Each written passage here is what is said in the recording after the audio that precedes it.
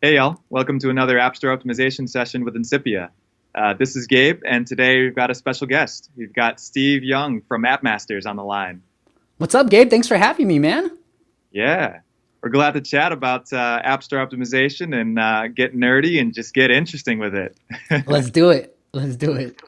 Cool. So Steve, I've got a couple questions for you here that I'd love to get your insights. And audience, if you don't know Steve already, he's done 700 posts or blogs, podcasts on the subject, and he's just an industry influencer through and through. So check him out. Appmasters.co, is it? Com too. Either way works. .com. We've got the co, you got the com. So I yeah, started with the co, Gabe, and now I bought the com last year, but nice. yeah. Those big moves. Big moves, yeah. Awesome. Cool.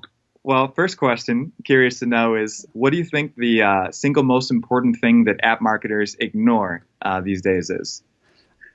Market research, plain and simple. I think a lot of times you think of an idea and you think it's just so great and you start building it, you spend tens of thousands of dollars on it, and then you figure out later on that, hey, there's really no market for this app. Now, I believe apps are, yes, they're mainstream, they're broad, everybody uses them, but at the same time, it's still sort of niche, right? Like websites, SaaS products, like we all are used to this, but apps, like you still have to download an app and kind of use it. So I don't think it's like as broad as most people think. And I think a lot of times I'm reminded of the story that my friend Jonas told me at a retreat that we hosted, but he's like, look, my apps, like I did market research and that completely turned around my company. And I think it is so important to really look at what's working in the app space, look at the top grossing, look at Sensor Tower, see how much apps are making a month from in-app purchases. Now games is a little bit harder to analyze, but take that time and really research and then figure out what kind of app idea. So stop thinking that your idea is the best. Really look at the market. The market will tell you what ideas are the best. Nice. I'm hearing data. Look for the data, listen to the data, and I We love love it. data. Thanks. So in terms of apps that may have found their product market fit and their right niche, are there any apps that are top of mind for you that you can think of that are doing a good job of marketing these days?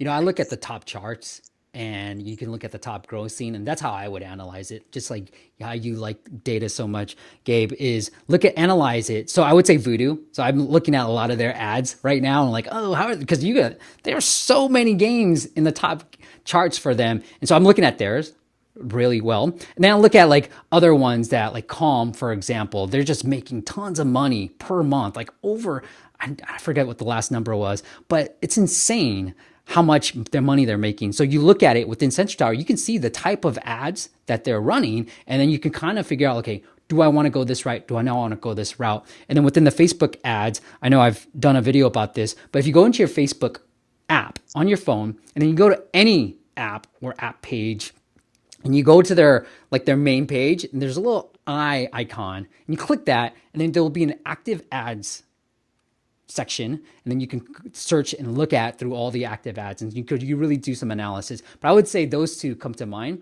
Gabe, there's this one app that's making $2 million a month that I analyze on the YouTube channel, and it's a celebrity voice changer. And it was interesting to see how they were trying to monetize, but also you can see how they're advertising. And it's just this very simple video of somebody with their hand and being like, da, da, da, just using the app. And it's now, these days, it's not like these Hollywood style videos that are doing well from an ad perspective. It's just more like these really, if you look at the Voodoo videos too, it's just like really simple videos that are working really well. Interesting. Yeah, we've been using the Facebook ad insights as well, and it's awesome to have these insights. It's a double-edged sword, at least for folks that are doing a lot of marketing. Yeah, all the secrets that you've got are being spilled into the world, but yet competitive research and understanding what other people are messaging and talking about has never been easier. So That's a great. double edge because everybody knows what you're doing. Yep, yep, I like yep, that, man. yeah. Nice. Yeah, and Calm and Headspace, we know have been doing really well as well. And this like Voodoo kind of business model where you have so many different apps in the portfolio, and then you have a lot of data to share back and forth, and then you have a lot of chances to multi-monetize users across these apps. That is a model. Wonder how much they're making. Voodoo's are they're like data geeks, just like you, Gabe. I mean, they a lot of their decisions are based off of data. Mhm. Yeah, the age of data richness. Uh, it's a great one. Um, so, what do you feel like are, in speaking of data again, what do you feel like are some of the best signals or data points to use to analyze success of your app marketing?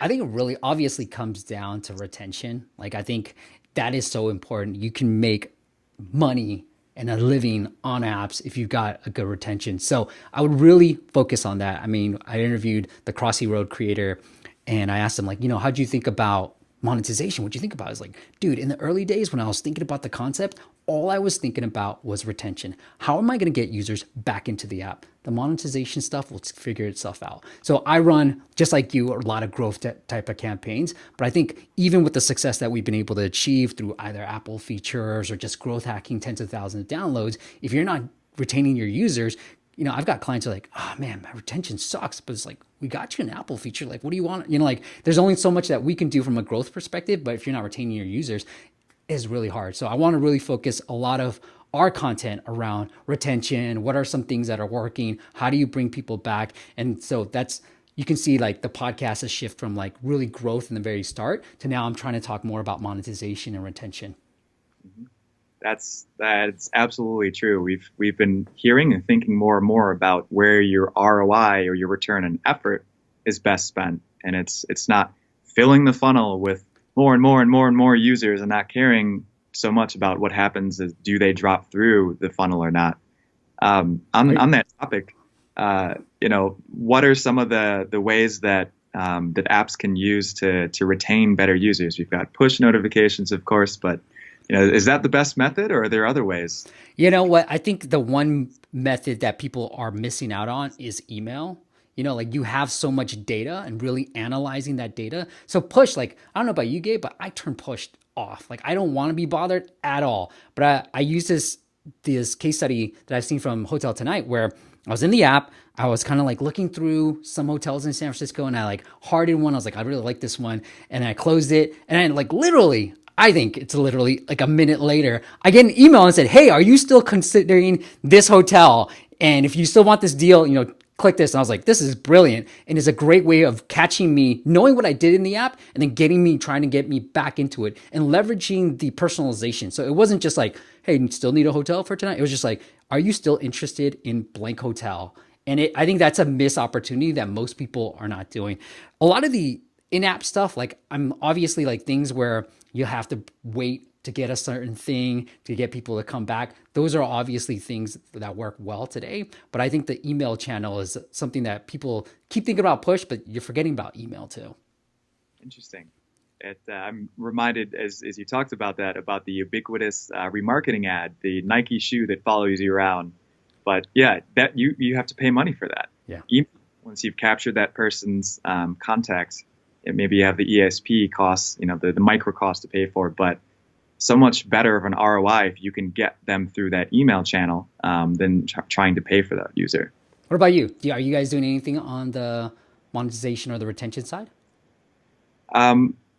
We're focusing a lot on ASO these days and creative and really top of the funnel. We haven't had as much chance to dive into the torso of things, but I think that in thinking about return on effort, activation and the onboarding and getting people from that top of the funnel where the funnel is like this, and so where are you going to find the best chance to move the needle the most? It's after you've acquired the user, the first open, like, is that experience a really good one? Is your onboarding good? Does it give people enough information and value to decide to sign up or to continue on? Do you force a sign up? Or do you allow them to use the app a little bit for free? Do you give them some browsing ability before they're forced to give you information? Just these decisions along this like user journey are important, and starting at the top and moving your way down is something that's probably familiar to folks that are focused on user acquisition. They want those big numbers. We want to move the needle on tens of thousands of users, hundreds of thousands. Well, that's a great place to do it, but to get a little more ROI and again, not dump users in and, focus on that every day. There's a great app, Gabe, as you're talking about this, called Hooked, and I think they're doing phenomenally well, phenomenally well. But if you do go through the onboarding process and you go through one of these chat stories, man, I was like literally at the end of it, I was like, okay, what happened? Like I was almost willing to pay for it. And then I think they did, it's been a while since I used the app, but I think what they said is, hey, if you want to learn more, like come back tomorrow, or you can pay and then you can read the end of the story. So they really engage you. And then right at the end, when they're about to reveal the end, they're like, hey, you want to pay or you want to wait and come back tomorrow? Interesting. They're borrowing from the game world where you've got you're out of lives. Would you like to watch a video or to pay? Or they get you to that hook Right. for the name's sake. I've seen them staying up the charts, and that's awesome. In marketing, there's so many trade-offs, and in business where with paid UA, let's say, the more you scale, the more that your ROI has a chance to suffer because you're going out and acquiring more and more users, and they don't all convert at the same rate. When you're optimizing for different areas of the funnel, you may also experience some trade-offs. If you're optimizing for getting users through the funnel to start using the app and to be freemium users, you may be giving up some revenue, some ARPU. If you force users to sign up and to give the details and pay for things earlier on, your conversion rate, for paying actually may go up, or the total revenue that you generate may be higher by moving that gate up or down in the funnel. Just another consideration and something fascinating to think about. Yeah, so true. Yeah. Awesome. Well, I think I've got one more question for you, and that's a general one. What else is top of mind? We've talked about some really interesting topics today, but what have we not covered that you're like, yes, this thing we also got to think about? I think I've been fascinated by my focus moving forward has been more on subscription-based apps. And then what are the retention and the strategies around that? So I just did a video about this where I was talking about, so HBO, when they were doing the show Rome, this is from a book called Hacking Growth from my friend Morgan Brown, but he was talking about how HBO experienced no churn during the time when they first announced that Rome was coming out, during the time that it actually launched. And so apps that are subscription-based apps, the simple tactic is to reduce churn is to have a screen that says coming soon. So that's all they did. They said, hey, Rome, we announced it, it's coming soon. So people are so engaged and looking forward, and the show didn't even do that well, but it costs so much to make that people are like, what's all this fuss about? And so it is these simple tactics. Like, what are these simple tactics that allow people to subscription-based? I think we all understand, we all kind of can agree that this is going to be the future of the business model with apps. So how do we keep people engaged? How do we keep people from unsubscribing and losing the membership? And so I think that's one way. And I saw a client of mine do this phenomenally well too. So from a monetization perspective, now I have no data to back this up, but I do think we are going to try to pull some data together. But I do think that what they did really well was they did a 7-day free trial for a monthly package. And then their yearly package had a 14-day trial. And then obviously, save 33%, blah, blah, blah, blah. So when I first saw the screen, I was like, give me the yearly, right? And there are ways that you can do this to show different pricing packages.